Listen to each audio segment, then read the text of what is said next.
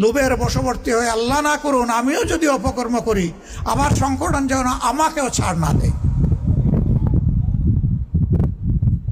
সম্মানিত ভাই ও বোনেরা, কেন এ দেশকে যে বড় ভালোবাসি, এ মানুষগুলাকে যে ভালোবাসি, এই ভালোবাসার জন্য দায়িত্ব পালন করতে হয়।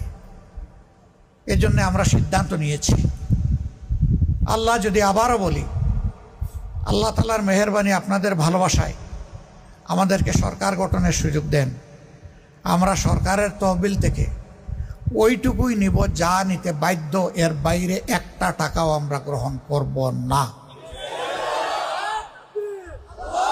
ইতিমধ্যে আমরা ঘোষণা করেছি, আমাদের লোকেরা মন্ত্রী এমপি যদি হয় তাহলে সরকারি বিনামূল্যের অথবা অতি স্বল্প মূল্যের দামি প্লট আমরা একটাও গ্রহণ করব না।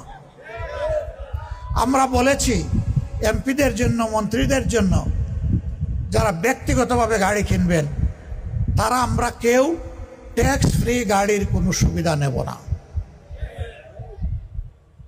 আমরা অন্যান্য দলকেও বলি, সাহস করে আমাদের সাথে আপনারাও বলুন। আপনাদের কণ্ঠ থেকে আওয়াজটা শুনতে চাই।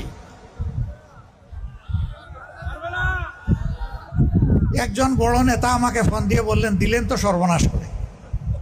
বললাম, ভাই কি সর্বনাশ করলাম?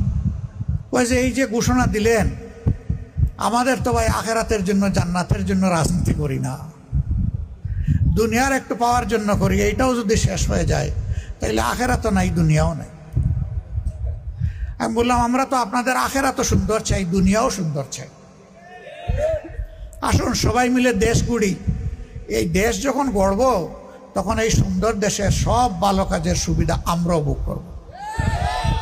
তবে অন্যের চেয়ে বেশি নয়, আমাদের নাগরিকরা যেমন ভোগ করবে আমরাও তেমন ভোগ করব।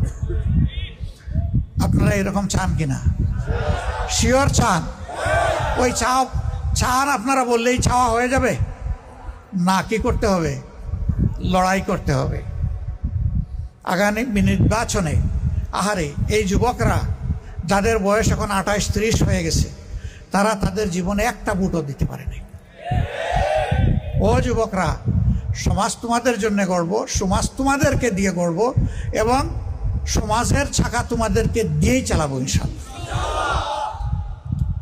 তোমার এই বেটো পাওয়ার তোমার ভোট, এই ভোটের জন্য তোমাকে লড়তে হবে। সেই লড়াইয়ে তোমার পাশে আমি এবং আমরা থাকবো ইনশাআল্লাহ। স্পষ্ট আওয়াজ, আমার ভোট আমি দিব, যে উত্তম তাকেই দিব।